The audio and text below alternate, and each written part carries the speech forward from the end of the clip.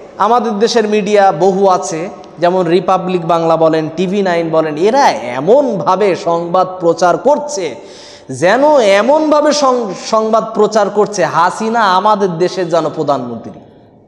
এমন একটা ভাব তৈরি করে ফেলেছে। বাংলাদেশের একজন হিন্দু মহিলা সে ফেসবুকে লিখেছে, TV9 এবং রিপাবলিক বাংলা আপনারা যেভাবে সংবাদ প্রচার করছেন, উপস্থাপন করছেন, ভাই আপনাদের কাছে একটা অনুরোধ, বাঙালি মুখ্যমন্ত্রী মমতা বন্দ্যোপাধ্যায়কে হটিয়ে দেন, আর আপনাদের হাসিনার এত ভালো লাগে ওই হাসিনাকে এনে মুখ্যমন্ত্রী বানিয়ে নেন। আস্তাগফিরুল্লাহ। আমরা কি এটা চাই? এটা হলো মানে একটা, আমাদের দেশ হলো কি, এটা হলো স্বাধীন দেশ। এখানে অবশ্যই নিজের আপনার বাক্য আপনি আপনার স্বাধীনতা অনুযায়ী বলতে পারেন। তার মানে এইটা বিদেশের একজন সরকারের পতন হচ্ছে, তার কারণ কি? তার দুর্নীতি, তার স্বেচ্ছাচারিতা, তার অত্যাচার, তার জুলুম, তার নির্যাতন, এর কারণে তার পতন হচ্ছে। আর আপনি তার পক্ষপাতিত্ব নিয়ে আপনি বলছেন হাসিনার বাবা এই ছিল, অমুক ছিল, তমুক ছিল, হাসিনার ছেলে এই বলেছে, হাসিনা ওই বলেছে, হাসিনার ছেলে নাকি বলেছে যে আমার মা তো পদত্যাগ ঘোষণা দেয়নি, এটা মিথ্যা প্রচার করা হচ্ছে। আমি আপনাকে বলছি, হাসিনার সন্তান, আপনার নাম সজীব। তো এই যে জয় সাহেব, আপনি এই যে কথা বললেন, তো আপনার মা পালিয়েছে কেন? এটা তো প্রয়োজন ছিল। আপনার মা সেখান থেকে পালিয়েছে, যদিও আপনার দেশের অবস্থা যেমন ছিল, জনগণ যে বিপদের ভিতরে পড়ে আছে, এই অবস্থায় তো ফেলে রাখা উচিত নয়। আমি বলতে চাই, যারা আমাদের দেশের বিষয় নিয়ে অন্য দেশকে আমাদের দেশের ভিতরে এগুলোকে ঢোকাচ্ছেন, ভাই সাংবাদিক মাধ্যমের ব্যক্তিদেরকে উদ্দেশ্য করে আমরা অনুরোধ করি, ভাই আপনারা থামেন। অন্য দেশের গণ্ডগোল অন্য দেশে থাকতে দেন, সেই গণ্ডগোল আমার দেশে আপনারা উপচে ফেলে দিলেন কেন? এটাকে আপনারা এইভাবে আমাদের মুসলমানদের উপর আপনারা চাপিয়ে দিচ্ছেন। আমি বলতে চাই, এই হাসিনা জনগণকে এরপরে কোর্টে তুললো, জেলে নিল, এরপরে যখন সেই সমস্ত মানুষদেরকে যখন দমানো গেল না, নেতাদেরকে, তখন এর ভিতরে একজনকে ফাঁসি দেওয়ার রায় দিয়ে দিল। তার নাম আল্লামা দেলাওয়ার হোসেন সাঈদী রাহিমাহুল্লাহ। তাকে জেলের ফাঁসির রায় দিল, যখন চারিদিক থেকে বিশ্ববাসীর দরবার থেকে, সারা পৃথিবী থেকে যখন আন্দোলন হলো, তখন হাসিনা এই রায়কে আবার প্রত্যাখ্যান করে পরিবর্তন করে দিল। কি করলো না, তার আজীবন কারাদণ্ড থাকবে, তাকে ফাঁসি দেওয়া হবে না। আমি আপনাকে বলছি, এই আজীবন কারাদণ্ড দেওয়া হলো, এবং আল্লামা সাঈদী রাহিমাহুল্লাহর পরিবারকে পারিবারিকভাবে যেমন তাকে টর্চার করা হতো, এবং মানসিকভাবে তাদেরকে টর্চার করা হতো। তাদের কোনো জায়গায় বড় বড় সম্মানীয় পদে তাদেরকে নেওয়া হতো না। দেখলে তাদেরকে, সেই দলের মানুষদেরকে কি করা হতো? অ্যাভয়েড করা হতো, এবং তাদেরকে বয়কট করা হতো, তাদেরকে চলে যেতে বলা হতো। এবং নিজের বাবার সাথে তিনি দেখা করতে যাবেন, যখন আল্লামা সাঈদী রাহিমাহুল্লাহ তাকে যখন ওই গত বছর 2023 সালে আগস্টে যখন তিনি অসুস্থ হলেন, এবং তাকে যখন জেলখানায় থেকে যখন হাসপাতালে নেওয়া হলো, এই হাসপাতালে নেওয়ার পরে নিজের অসুস্থ বাবার মৃত্যুর সময়ের কাছাকাছি তখনও কিন্তু তার সন্তানদেরকে তার কাছে যেতে দেওয়া হয়নি। এর নাম হলো স্বৈরাচার, এর নাম হলো ফ্যাসিস্ট, এর নাম হলো নির্যাতনকারী ব্যক্তি। আমি আপনাকে বলতে চাই, মুসলমান, এমন যে কাজ করেছেন, এই যে অন্যায় করেছেন, আপনি কি সত্যিই মুসলমান? হাসিনাকে বলবো যে এই সরকার কি সত্যিই মুসলমান, নাকি মুসলমান নামক বেঈমান, নাকি মুনাফিক? সে দেশের মানুষরাই বলে যে সে একজন মুনাফিক। আমি বলিনি, এটা আমার কথা নয়, সে দেশের মানুষের কথা। এরপরে সে কি করতো? আল্লামা সাঈদী রাহিমাহুল্লাহকে সে যখন হাসপাতালে গেল, হাসপাতালে গিয়ে তাকে নাকি চিকিৎসার মাধ্যমে যেভাবে তাকে হত্যা করা হলো, সত্য মিথ্যার ব্যাপার তাদের চিকিৎসকদের কাছে, তাদের আইনজীবীদের কাছে, তাদের দেশের জনগণের কাছে, তাদের দেশের জননেতাদের কাছে। আমি যে কথা বলতে চাই, আল্লামা সাঈদী রাহিমাহুল্লাহ তাকে কেস দেওয়া হয়েছিল কি নামে জানেন? জাকাতের টাকা নাকি তিনি মেরে খেয়েছেন। তাকে ধর্ষণ মামলা দেওয়া হয়েছিল, তাকে খুনের আসামি বানানো হয়েছিল, তিনি নাকি নাশকতার মামলা তার উপরে চাপানো হয়েছিল। মানে আচ্ছা, এগুলো কি বিশ্বাস করা যায়? একজন মুমিন, একজন পরেজগার, একজন আল্লামা ব্যক্তি, তার উপরে এই কেস কি একটা বিশ্বাসযোগ্য? তিনি এইগুলো চাপিয়ে দিয়েছিলেন।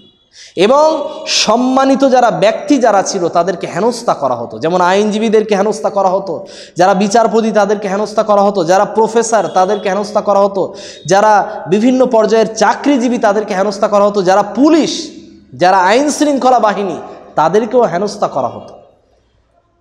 যদি কোনো কারণে সরকার বিরোধী কোনো কথা বা কোনো কেস বা কোনো আপিল আপনি হাতে নিয়েছেন, আপনি দায়িত্বে নিয়েছেন, আপনার বিরুদ্ধে পদক্ষেপ নেওয়া হবে।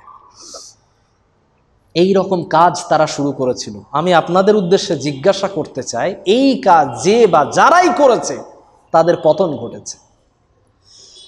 অহংকার এবং জুলুম এবং নির্যাতন এবং মন মানি যা চেয়েছে সেটাই করেছে।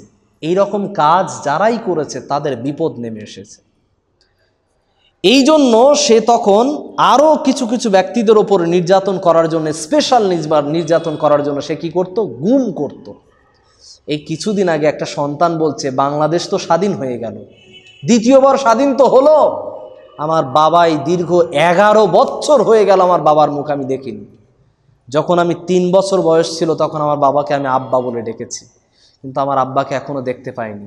দেশ স্বাধীন হয়েছে, আমার বাবাকে আমরা দেখতে চাই, আমি আমার বাবাকে, আব্বার মুখটা আমি দেখতে চাই।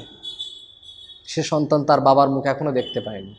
সে একটা গুপ্ত ঘর করেছিল, সেই ঘরটার নাম হলো আয়না ঘর। এই আয়না ঘরে দেওয়া হতো পচা পচা খাবার, নোংরা জাতীয় খাবার, যে খাবারটা খাওয়াই যাবে না। এরকম আয়না ঘরে থাকা যারা ব্যক্তি যারা ছিল, যারা বেঁচে আছেন, তারা বাইরে এসে বলছেন, আমরা বেশিরভাগ দিন রোজায় থাকতাম, যাতে না খাওয়া লাগে সারাদিন, রাত্রে 2 বার খেয়ে যেন আমাদের দিনটা পার হয়ে যায়, অল্প খেয়েও যেন দিনটা পার হয়ে যায়। আমরা ভালো করেই জানি রোজা থেকে মানুষ বেঁচে থাকে, অল্প অল্প 1 বার 2 বার খাওয়া পেলেই বেঁচে থাকে। তো আমরা পানিটা পেতাম আর অল্প সামান্য করে খাদ্য পেতাম। এটাই ছিল তাদের মর্মান্তিক ইতিহাস। আয়নাঘরের ইতিহাস যদি দেখেন, তাদের শরীরে গোস্ত নাই, যে মানুষগুলো হিষ্টপুষ্ট মানুষ ছিল তাদের গা একেবারে শুকিয়ে গেছে, হাড়ে পৌঁছে গেছে, চামড়া ঠেকে গেছে। এই রকম মানুষের অবস্থা, এত নির্যাতন করেছে, মানে নির্যাতনের যে একটা সীমারেখা থাকে, সে সীমারেখাও ছাড়িয়ে ফেলেছে। পৃথিবীর ইতিহাসে মুসলমান নামক একজন শাসক, এই শাসক যে এত স্বৈরাচার, এই স্বৈরাচারের পতন হবে না তো কার হবে? যখন আন্দোলন এভাবে চলতে চলতে যখন 1000-এর উপরে যখন মানুষ আহত, 1000-এর উপরে মানুষ যখন নিহত হয়েছে, তখন মানুষ আর ঠান্ডা মনে থাকতে পারেনি। এর জন্য তারা সকলেই ডাক দিল, পুরো বাংলাদেশ মিলে ডাক দিল যে আমরা সকলেই লং মার্চ করব। কোথায়? ডাইরেক্ট পুরো গণভবনের উদ্দেশ্যে সকলে বের হয়ে গেল। বের হয়ে জনগণ এবারে বিরক্তভাবে, ক্ষিপ্ত হয়ে এবারে হাসিনার সম্পূর্ণ গণভবনের দিকে যাবে। সেনাবাহিনীরা তখন বলল যে, নেত্রী, আপনি যদি এবার দেশ থেকে যদি বিদায় না নেন, আপনার কাছে পৌঁছে এসে আমরা কিন্তু জনগণের ওপরে গুলি করতে পারবো না, জনগণকে আমরা ঠেকাতে পারবো না, অতএব আপনি চলে যান, এটা আপনার জন্য সেফটি। কোথায় যাবেন? আপনি বিদেশে আপনি যোগাযোগ করেন, ব্যবস্থা করেন। যেদিন চলে যাচ্ছে হাসিনা, সেই দিন হলো কি 5ই আগস্ট। তার আগের দিন রবিবার থেকে সে কম বেশি একটা আবহাওয়া বুঝতে পেরেছিল। সে নিজে পদত্যাগ করবে না বলে সম্পূর্ণ একদম ডেটে বসেছিল গদিতে, কিন্তু তার ছেলে যখন বলল বারবার, তার বোন রেহানা যখন বলল বারবার, তখন সে রাজি হয়ে গেল। এবং সেনাবাহিনীতে যারা আছে তারা যখন জোরাজোরি করলো, সে তখন 5ই আগস্ট তখন রাজি হলো। এবং সে বলল, সাংবাদিক কর্মীদেরকে ডাকেন, আমি একটা শেষ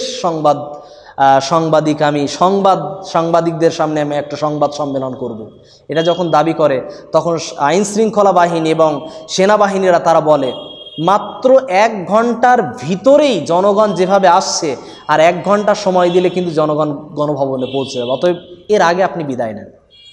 হাসিনা সেই সময়ে যা কিছু সে গুছিয়ে নিয়ে সে বের হবে।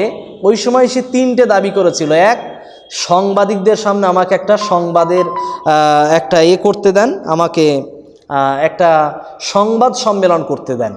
2, আমাকে একটা ভাষণ দিতে দেন। 2, আমাকে কি করতে দেন, যে সমস্ত আমি মালপত্র, ব্যাগপত্র যা নিয়ে যাব, এগুলো আপনারা চেক করতে পারবেন না। এটাও সেনাবাহিনীরা দাবিটা তারা পালন করেনি। এবং তারা আরও বলেছিল, সে আরও বলেছিল যে আমার সম্পূর্ণ ঘর এবং বাড়ি সম্পূর্ণ রক্ষা দায়িত্ব আপনাদের থাকবে, এগুলোতে যেন কেউ হামলা না করে। সেনাবাহিনী তখন বলেছিল, না, আমরা এর দায়িত্ব নেব না, আপনি কি রেখে গেছেন কি না রেখে গেছেন সেটা দায়িত্ব পরে হবে, এখন আপনি বিদায় নেন, দেশ থেকে বিদায় হবেন, এটাই হলো শেষ কথা। এরপরে বিকালবেলা দুপুরবেলার দিকে সে তখন দেশ থেকে বিদায় নেয়। আমি আপনাকে বলছি, ফেরাউনকেও আল্লাহ পাক রব্বুল আলামিন বারবার সুযোগ দিয়েছিলেন, কিন্তু সে পরিবর্তন হয়নি। শেষমেশ তাকে একেবারে নীল নদের দরিয়াতে তাকে কি করে ডুবে মরতে হলো, কাদা খেতে খেতে মরতে হলো। আল্লামা সাঈদী রাহিমাহুল্লাহ তিনি বলেছিলেন, একটা বক্তব্যের ভাষণে তিনি বলেছিলেন, সময় একদিন একটা সময় আসবে যে সময় ইঁদুরের গর্ত খুঁজে পাবা না, যেই জায়গায় তুমি পলাবার জায়গা খুঁজবা, এরকম জায়গাও খুঁজে পাবে না। বাস্তবিকই তাই হচ্ছে। বিদেশি রাজ্যে ইউএসের কাছে সে সেখানে বসবাস করার জন্য সে দাবি জানাচ্ছে, কিন্তু সেখানেও জায়গা পাচ্ছে না। সে ইংল্যান্ডে জায়গা চাচ্ছে, সে পাচ্ছে না। আমেরিকাতে জায়গা চাচ্ছে, সে পাচ্ছে না। বিভিন্ন দেশে সে জায়গা চাচ্ছে, সেখানে বসবাস করার জন্য একটু জায়গা চাচ্ছে, কিন্তু তাকে সেই দেশের ভিসা পর্যন্ত তাকে দিচ্ছে না।